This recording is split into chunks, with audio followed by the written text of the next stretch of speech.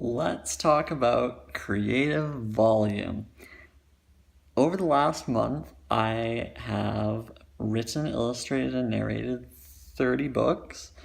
I did 7 comedy routines. I did several illustrations and drawings and blog posts and videos. There was a ton of volume. So I wanted to get into this idea of creative volume. And people are wondering, well, why was Trev so weird? Or what was Trev doing? And why was he doing all those videos? Well, I was experimenting. I was seeing what could be done in less than a month. And what I learned is that there's a lot you can do in less than a month.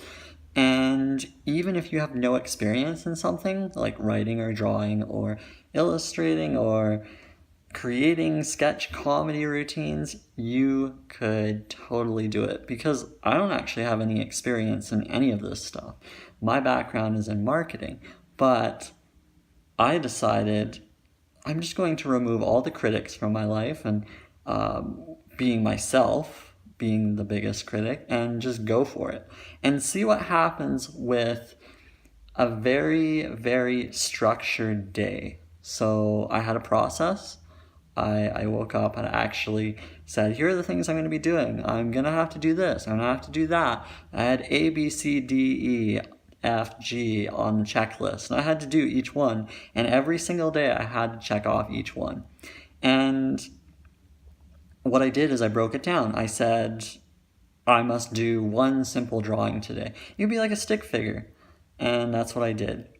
And then I got into this momentum. It was like second week on. I was like creating more beyond than what I typically would. So like I did 30 books in less than a month. And I guess the reason why is because I ignored the people who said that it would take me a year to do one. Especially after reading that Stephen King writes 700 pages within 3 to 4 months. He's got a manuscript ready after 3 or 4 months. And I'm thinking, well, I could get into a creative flow state if I just sit down and create and not worry about grammar, punctuation, or the fine details such as publishing it with a traditional publisher or doing all these semantics that can actually hold you back. So I said, well, let's standardize the process. Let's create a template so that I can create a book in similar format. Let's use one program to create the book. Let's not go all over the place. Let's start with simple drawing, simple words. Let's not get too extreme.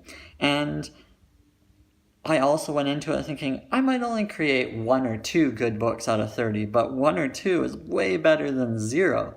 So I just went for it. And I had this really crazy goal of getting like 300 books done in less than a year. And it was such an ambitious goal, but I realized this goal is like motivating me to do something every single day. Like, I'm super excited with the idea that I could do 300 books. And then I was starting to do like a book a day. And then one day I did like 3 books. And I'm thinking to myself, this is crazy. I'm not getting anyone's help. Nobody's helping me narrate or illustrate or draw or write. I'm literally doing this all on my own. But this goal that I set for myself was so crazy. I'm thinking, oh, this is not going to work. But there's no way I would have written 30, let alone 3, let alone 1, had I not set this crazy goal for myself.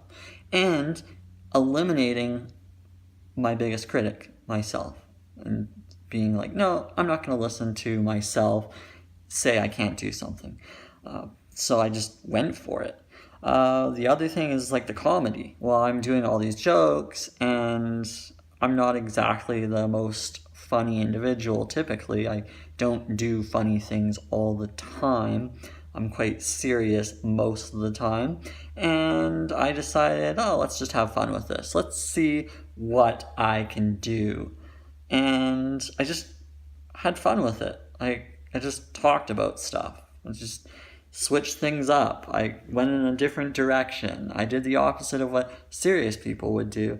And I just ended up creating this content. It's not that difficult, really. Like, if you get into this rhythm of sitting down and doing something creative, but just saying, hey, I just have to do this. Not, well, I can't do this because of XYZ. No, don't say you can't do something because of XYZ resources. Resources, that's a good way for you to not accomplish anything, is to say that you don't have resources. Nowadays, you can be extremely creative, just a phone. You're miles ahead of people that were creating movies 10 years ago with just a phone. So you can do a lot with that. And if you don't believe me, go and check out the movie Tangerine. I think that was shot with an iPhone 5S entirely. And that's a good example of creativity, regardless of resources. So a lack of resources is a good way for you to find something creative to do with what you have. So you have pencils. Okay, you can draw with that. Or maybe you don't have paper. Well, you could draw on the walls. I wouldn't recommend you do that, but you could. So just use what you have around you. There's so much that you can use. And you'd be surprised how much you can find that can help you create at scale. So that is what I wanted to talk about as far as creative volume. And I don't know what's going to happen next. Maybe another experiment, but I'm going to keep creating stuff, of course. But that was fun. That was super fun. And that's what you want to do. You want to have fun. You want to have fun doing this stuff. If you're not having fun with it, then there's no point in doing it. But if you take all the pressures off and be like, I don't really need to make any money on this. I don't need to charge anything. I'm just going to do it for the fun of it. You're going to have way more excitement from it. I would recommend not doing something because you could make money from it, but doing something because you truly want to. That's where you're going to get creative volume. That's how you're going to get a significant amount of work done. And not because you have to, but because you want to. Like Vincent van Gogh wasn't getting money for his paintings. He was just creating and just creating day in and day out. And it was non-stop. He just kept doing it. And he created a significant amount of volume of creative work in a very short amount of time. Incredibly short amount of time. That most people would take a lifetime to do. So it's totally possible that you can actually break barriers. If there's something that hasn't been done before, it's very possible that if you sit down or stand up or do whatever you need to do to get this done, if you just get into that rhythm day to day, it becomes like second nature. You're wondering how you're able to do so much or how your ideas come about. You sort of get this idea flow as you start creating. And it's just incredible. It's this incredible feeling. I think any serious person could become a significant creative force if they just sort of set out that process. But, it starts with getting into that rhythm and getting into that one by one thing, just do that stick figure or do that little dot on the page or just the one word, and then you just start coming up with things. And then if you get stressed, like, I can't come up with anything, go for a walk, get outside. I force myself outside every single day. I never sat down for too long wondering, what am I going to do? I always got myself out if there was any sort of block. I was like, nope, forget it. I'm not going to deal with creative blocks. I'm just going to use the blocks as free time to go out and just enjoy the sun or get out and do a bunch of other things. So that's what you kind of have to do, is sort of strategize around these lulls. Lulls are okay, especially if you can free up your time to just create and create and create. Also, if you're not watching TV, you've already got a significant amount of time to create a lot of work just by removing that one habit. But I wouldn't get too caught up in habit removal. I would actually get more caught up in habit additions. So adding things to your day, because you just start adding the things to your day. Well, those other habits that you're trying to remove, they just sort of fall off by the wayside. Sort of like, well, it's like if I'm watching TV all the time. Well, instead of telling myself, I should stop watching so much TV, instead, I just fill my day with more creative pursuits like writing or drawing. And then I just simply forget to watch TV.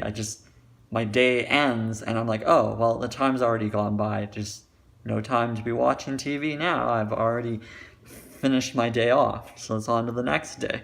I mean, if you've got a checklist of items you have to do, you just simply won't have time to do anything else because you've decided to fill your day with the things you want to do. Seems pretty intuitive and straightforward, but we often forget to do that.